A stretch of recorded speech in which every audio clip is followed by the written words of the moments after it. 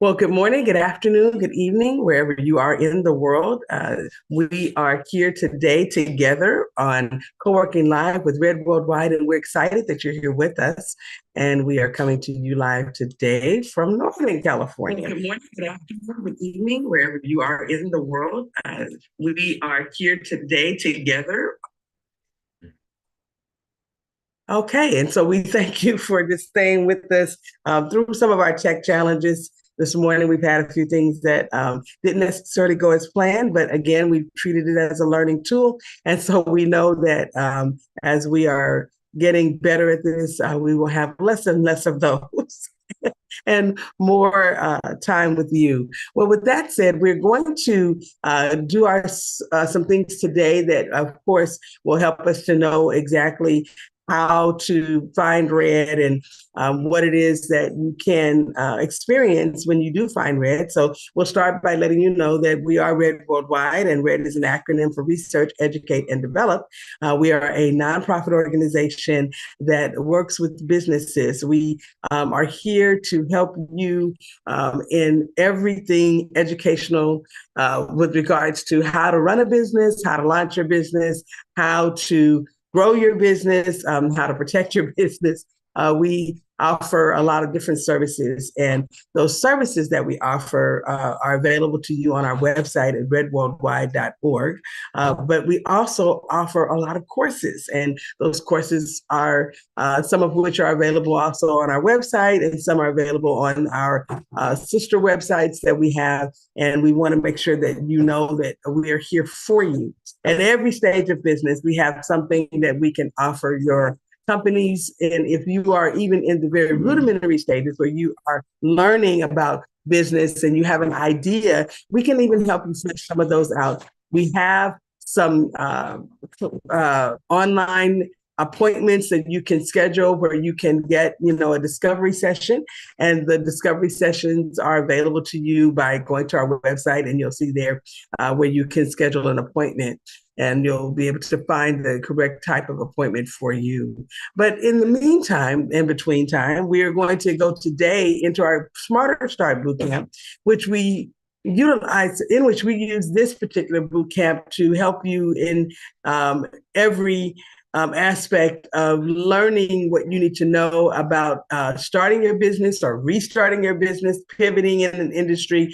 We even have had an opportunity to take a look at some things to help people understand whether they should pivot or persevere. Sometimes things are just a little harder than others, and those are the times when you just need to persevere. But at other times, things will drive you, maybe out of the market, or maybe a situation where you have a tremendous opportunity in a market that may be correlating. And in those cases, it might be time for you to make a decision. Okay, is this one of those moments where I need to pivot, and do something with my company that's a little different? And so I may have told my story on here on the podcast a couple of times about how in our industry, which is educational support services and business development, we had to make a decision to pivot, and this is way before the pandemic. It was just a thing where, we really heard something about how we were doing business. We were in the business from a for-profit standpoint, and not that we were looking to make an enormous profit. It's just that was the makeup of the type of business we were doing at the time. We also had nonprofits, so it wasn't like we had a ministry, and we had some other services that we were offering the community, food ministry, and so there was a lot of things that we were doing at that time to support community, but none of it was designed from a business perspective to help people in business. However, we did keep running into this opportunity to help people who were in business, and at some point I was in prayer, and this concept kept coming to me, and I believe God was really dealing with me at that time about the movement that we had and the influence that we had. And at at some point within a few months of me really, seeking this out and fleshing this out, it became a situation where I realized, okay, this is something I need to stop and really listen to what he's saying. And then I started doing the research surrounding it. And that's when I was able to really pull out the research where it showed that, at that time it was about 20% of businesses that started in America, and this is not just in the place where I was, but in America, were out of business in 5 years. And I was like, ooh, that is a startling statistic. What in the world is going on that people who start businesses, the businesses in, not they sell the business in 5 years, not they, expand the business to other services, but they are completely done in 5 years. So we were kind of taken aback by that, because I shared it with some others who, were on our team at the time. And it was so overwhelming. I had to start digging a little deeper. And so, of course, it led me to the place of where I actually was able to take a look at the fact that my parents, who were also in business, they were, in business at a time in which things were doing really, really well. My father, he had his own business aside from his regular day job. He was an inspector for Boeing Air through Northrop, the particular division, that company that he worked for. And he also had his own business as a brick mason, and he did a lot of construction to assist people in our community. And he did a really good job. I mean, to the point of where, people were seeking him out, to do projects. His projects, we can drive through Compton, California today and still see some of those places where he laid brick or put rock on the sides of homes, or put the brick up for them to put the wrought iron fences. In between the brick. I mean, just so many wonderful projects, patios, and in backyards, and laying foundation for homes that were built, and beautiful work that he did on chimneys and putting fireplaces in homes. So there were just lots and lots of projects. And I grew up watching him do these projects after he came home from his day job that he went to at 3:42 every morning. And he was home by 2:30, 3 o'clock in the afternoon. And he would come home, change into his overalls, and go grab his mixer and all of his tools and fire up his truck. And there he went. And he and his business partner, and they did a lot of work every single day. And I, remember going sometime to him on a job site and just watching the work that he was doing. But on the same token, when I was around the same age, I would watch my mother, who also had her day job where she went to every day. And then she would come home and do her work with her business. And she was in advertising. At some point, she became the executive secretary of the church where we were, still, providing some of the same services with regards to, doing the church bulletin, and a lot of the typesetting and a lot of the graphic design that went into, some of the manuals and journals and things that they would produce for anniversaries and all of these types of things. And she did it for not just our church, but other churches as well. But her passion, which was her business, she was a seamstress and a pattern maker, and she was extremely good at it. And she did weddings and all types of beautiful, beautiful garments that she would create and sew and make the patterns for. And it was just an amazing thing to watch. And so I watched her in that realm as well. But the thing that they didn't go out of business in 5 years. So it wasn't like I'm saying the statistic or going back and charting this to see the statistic, but I did go back and chart this to see that when they both passed away at their respective times, their businesses went with them, and it's like there was no continuity whatsoever. And it's not that I don't know that they didn't think through the process of succession, or that there was a such thing as succession, but I do know that whatever it was that was on their mind at that time, they felt like they had probably done a really good job because they had, lived their course. I want to share with you that it's so important for us to really think about this concept of pivoting or persevering, because there were things that could have ended very differently. My parents could have sold their businesses because they had businesses that had equipment and they had clients, okay, a client base, a book of business that could have been sold with the business.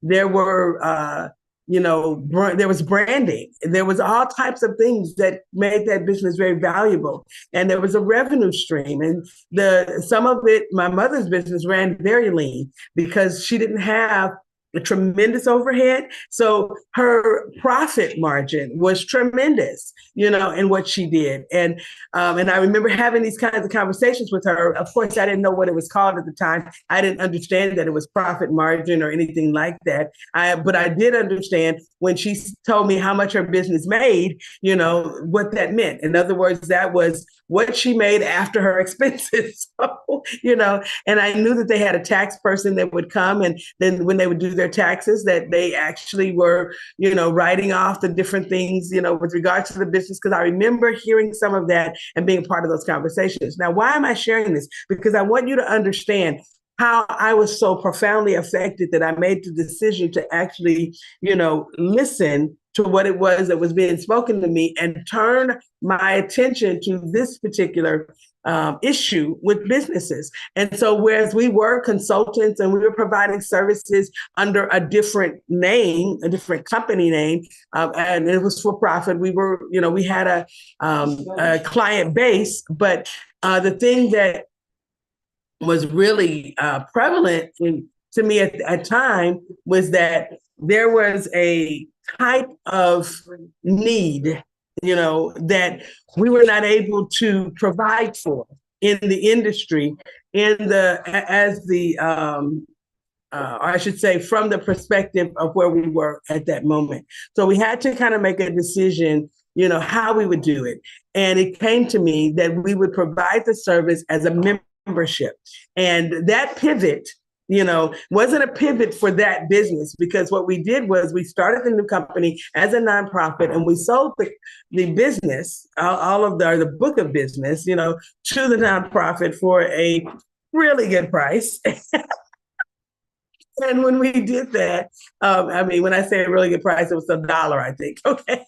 But, in the nonprofit taking on that new responsibility, it became a situation where we were able to, can you turn the light off for me, please?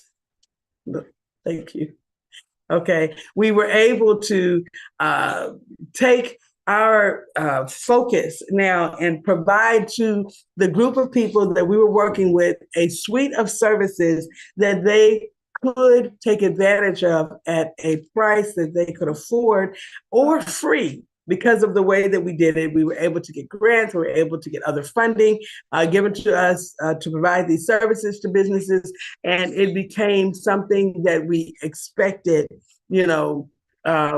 that would grow and become an amazing process. And it has been. We have been able to add services as we went. And so this is something that, when we made the decision, we had to pivot. The business didn't pivot, but we had to pivot and turn our attention to providing some of the same services and additional services in a different way, which would better serve our business community. Now, I've shared that with you, and I've kind of told you why Red became who Red is.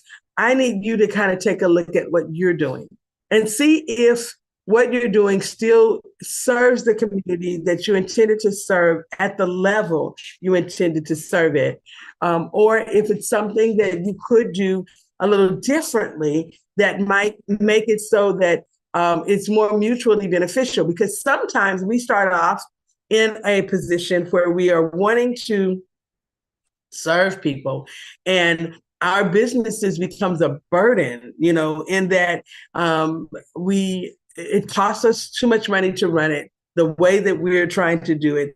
And we can't really charge in the industry what we need to charge to make the business more profitable so that it's not a burden. I was talking to someone I did an event yesterday, and as we were there and I was presenting the material, one of the questions that came from the floor, the gentleman asked, he said, well, if he had a home that was in his LLC and he personally was making the payment, how does he document that, from a tax perspective, or how does he, show that? And I explained to him that, the first thing is that if your company owns property and you're making the payments, you need to have a relationship on paper with that transaction. Okay. And so I walked him through what it should look like, that there needs to be some document that states that you're making a loan to your company to pay this particular bill. And if that's a long-term arrangement, you need to put that on paper in such a way so you can get paid your money back, reimbursed, and make it a loan if it's a real loan. Now, if it's a situation where the company really cannot afford this property, then that might be a different, and which I didn't necessarily pose this to him yesterday, but it comes to me now that might be a different type of situation. Maybe the company needs to sell the house or sell it to you, or maybe the company needs to look at, other ways in which it can pivot that particular opportunity if it's not making the money that was intended. And the reason why I'm saying that is because there are some people who have Airbnbs. We have customers or clients that have Airbnbs. Maybe we so happen to have a few customers right now that are members of RED who have Airbnbs, and they have seen a decline in the use of their Airbnbs in this last year. And so based on that, when they saw the decline, as soon as they reached out to us, we started looking at ways that they could pivot and or whether or not they should persevere, if they needed to, And so some of the pivots included selling the property. Other pivots included repurposing the property or selling time as opposed to selling, use of the space, So when we started talking about selling time, we looked at, okay, well, there are some industries that need a space to do different things and they only need 2 hours, or they only need 3 hours, or they only need 4 hours. And so instead of selling the nightly rental, for someone to sleep there or use the property for a week or things of that nature, the price point goes up when you sell time. And we looked at, what it looks like and of course, there's Peerspace and some other types of, more formal ways that can be done online. But then we looked at there were some other kinds of ways that the Airbnbs can be utilized that are tremendously valuable by just repurposing, what you're doing. And some of our clients pulled it off of Airbnb altogether because they were so profitable in some of these other areas that it made really good sense for them not to be a part of that ecosystem, because having somebody book when they could actually have somebody book 2 hours and they can make 3 times as much, made a lot more sense. And we saw one of our clients who early on, when she first was a member of RED, she had a concept. This was not our idea, it was her idea, but she turned one of her rentals into a studio. And this is far before Airbnb was even a thing, okay, that she had been doing this and using it as a photography studio that people could book time. They self-booked the time. She created an app or had it created that, worked with her Google Calendar, and people were able to book the time. They would get a code. It would let them in the property. They would do their shoot, and then they would be able to come, 2 hours, 3 hours, and they do their cleanup. They would leave, and people would book her space, and they could book 24 hours a day, so having that as a thing was really huge. When you think about it, having some type of event or activity that you could have in your home where you could be paid hourly, in her case, I think it was like 65 or hour, $65 an hour with a 2 hour minimum. Okay. And so you do the math, okay, on that. If you did that all day just for 8 hours, okay, you're definitely going to be paid more than you would for a nightly booking. And she put it right next to a college where they had a great photography program, and the rest is history. Okay. So these are some of the kinds of things that, we talk about in as far as pivoting. That space is just a rental. She would only made a certain amount of money a month.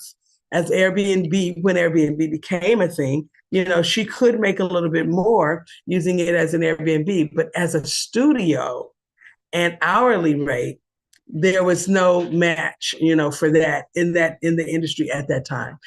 So pivot or persevere. In her case, she persevered, but she persevered in a way that because she could have sold the property. She really could have when there was a downturn in that area. But it was like, no, this is how we're going to use it.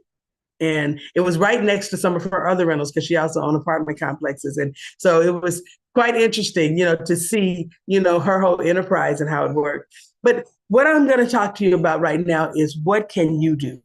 What can you do if you were in a situation where you needed to consider, do I pivot or do I persevere? I think it's really important that as we are looking at this as an issue, we've got to be thinking about, how do we, make things work for us in a way that are tremendously valuable, that increases both our bottom line and our top line revenue, that helps to take the burden out of business and helps us to treat our business as an asset.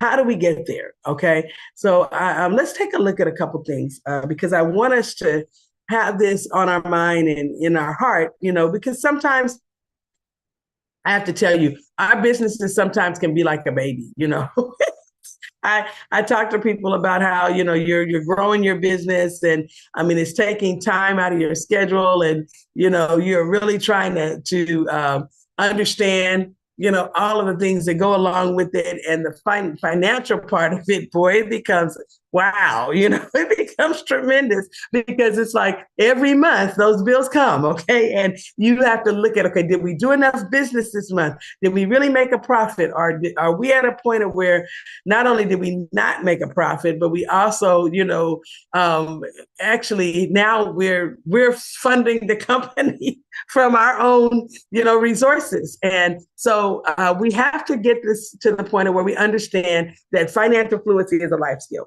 It's something that we have to continue to learn. And so we might be financially fluent when it comes to having an understanding of how money works and what can be done, to actually save ourselves, because I tell people we don't save money, we build, we build our legacy, we build our treasury, but saving money is kind of a misnomer. When you tell somebody, okay, well, I went over here and I got this on sale and I was able to save $12. And I'm like, okay, well, no, you were able to repurpose $12. Okay. Because really saving the $12 is the concept that we, sell ourselves on. But if we can see it as though all of our money needs to be working, right?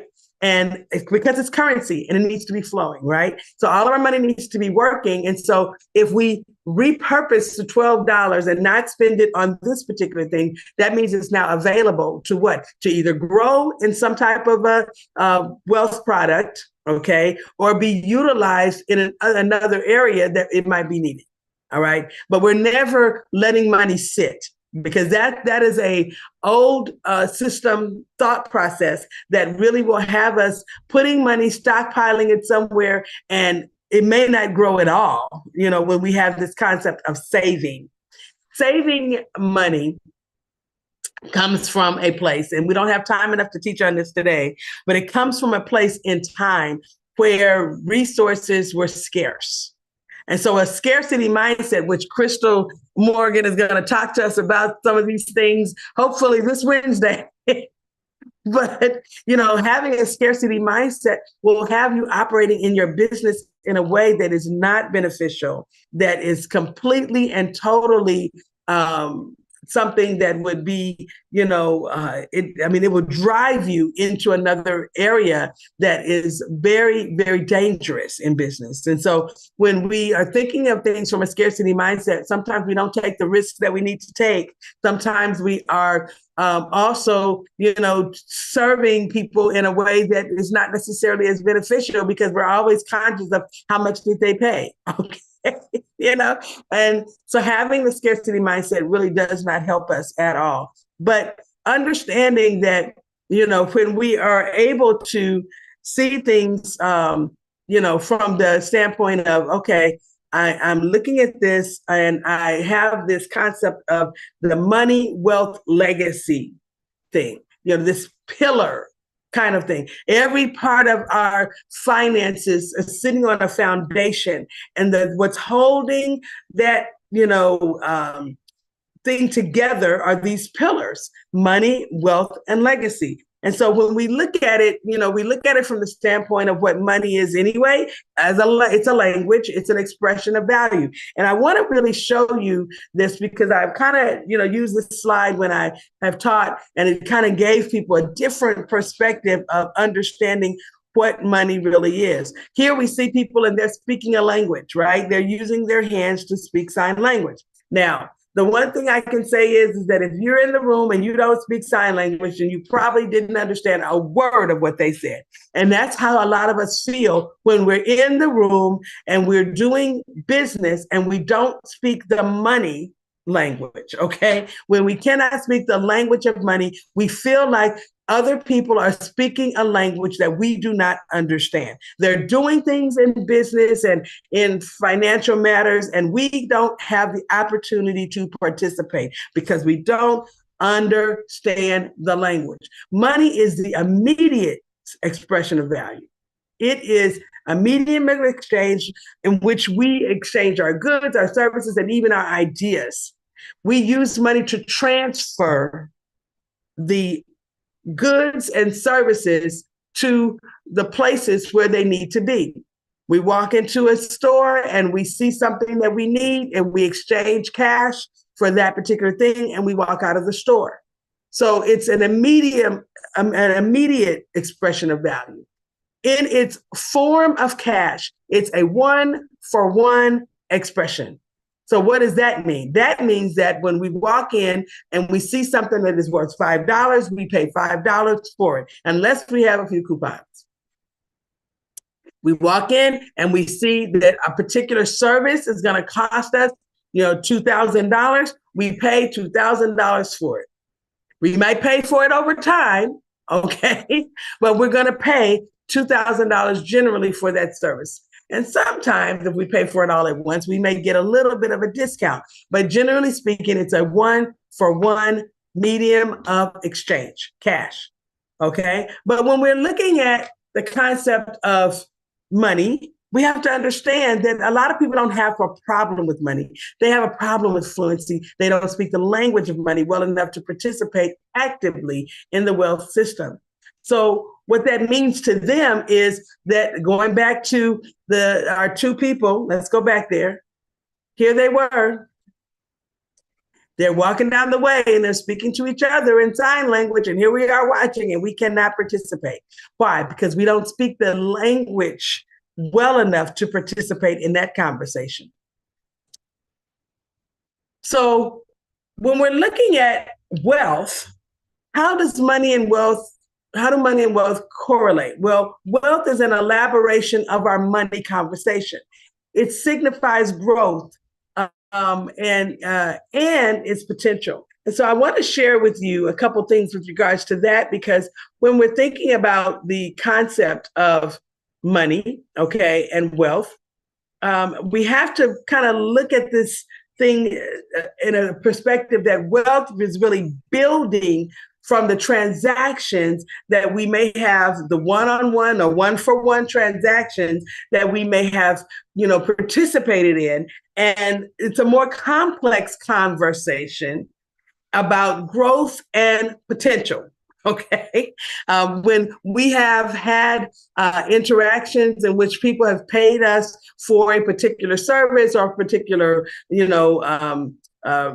a particular product, then we've done that over and over again. And over time, the conversation becomes more elaborate because wealth is building, because we have done several transactions. And because of the transactions that we've done, we've been able to see from that standpoint that wealth has created an opportunity for us sometimes to move into a legacy position. Because over time, as you are growing your money and building, you now can have a more enduring expression of value. And you can leave this mark that actually will echo, okay, to everyone, your family, other families, long after you have left this earth. When you build legacy in the right kind of way. So this particular type of concept that having the ability to have these three pillars working all at the same time at the levels in which they work, gives us the ability to see things from the standpoint of having a foundation that can harness the full potential of your financial activities. And I want to make sure that you understand that just like there are things that build and support our pillars, there are things that erode, okay? And that's misuse and abuse. And a lot of, what we see as misuse and abuse, people might think are things that are where you purposefully do something wrong, or you have purposed, and things don't, are not working the way they're supposed to. But many times it's not a purposed thing. It's just a lack of knowledge thing. Ignorance will cause us to misuse, things because we don't understand them. And one of my really good mentors, he talks about the fact that, when we don't understand a thing, we misuse it. And it's, obvious that many of us are really wanting to do good business. We really want our businesses to grow. Just like I talked about how we treat our businesses like children, many of us really want our businesses to do what it is that we have designed them to do. Just like our children, we want them to grow up and live amazing lives and do great things in the world. And so in the same way, we put attention in so that we can, really good work into building the businesses from the onset, because we expect them to give us and the whole community that we're in business back something based on what it is that we put in. But I want you to understand that even the strongest financial strategies can be undermined when you have misuse and abuse in the camp. Misuse involves the improper placement of assets or the inadequate protection of your financial pillars, things that leave you vulnerable. And I want to really get very specific on this because we only have a couple minutes left, but I really want to help you understand that when you are looking at how you can ensure that your business stays in business and that you're not a part of those statistics that we talked about, you need to make sure that you take misuse and abuse out of your camp. And the way that you can do that is by putting in processes and procedures that will make sure that you are protecting your assets. Some of those things could be just management, better management, tools, technology, better banking institutions, and banking institutions that have better software, okay? Some of those kinds of things. But then other things could be adding protections of, becoming an LLC as opposed to a sole proprietor. Maybe you stay a sole proprietor too long, or for that matter, protecting your LLC by having it owned by a holding company, and removing yourself from that equation, or having your trust own a holding company that owns your LLC, or having your trust own the LLC, or doing business in trust. Those are all ways that we can better use and not misuse our financial pillars, because that puts the type of insulation around you that keeps you from being so vulnerable. The other thing is when we're looking at the concept of abuse, it includes the mismanagement such as improper record keeping or non-compliance with the laws. Sometimes people are not compliant and they don't know they're not compliant, because they have a lack of education. And so putting really good business education in your circle, on with you, giving your team access to better resources, creating opportunities so that you all are all getting training that will make it so that your company is running more efficiently and in compliance. Those are really good tools that you can use. And recognizing and mitigating these particular things that are threats to your company is essential for preserving and growing your financial legacy. So now, when you have these things in place, sometimes it's not even a question of pivoting. It's a question of, okay, how do we provide a better landscape for us to operate in, so that the question is not going to be whether we pivot or persevere. The question is going to always be, okay, how do we serve better? And when we answer that question, then that question will answer the other questions. Okay. All right. So we want you to have some tactical tools in your toolbox. And those tactical tools are really important. And so when we start talking about financial strategies and how management is really needing to be there, it takes us into a whole nother level.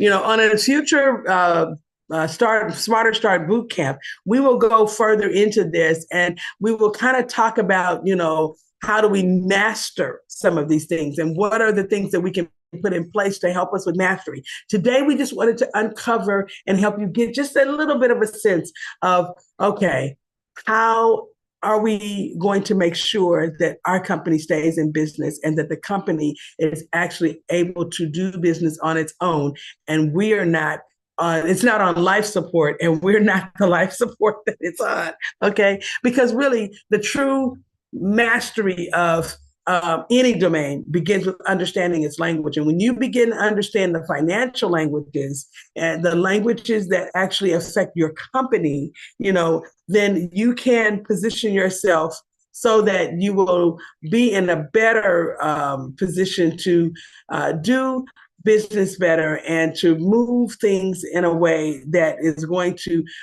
cause you to be tremendously valuable to your target customer. And so that is really what we're looking at. We're looking at how do we become, better at being proficient in serving. How do we serve better, so that the people who we serve are getting what it is that they're supposed to get, out of the services that we provide. Well, this has been Patience Rose with your Smarter Start Bootcamp today, and I'm hopeful that you have been able to extract something of value from what we talked about today.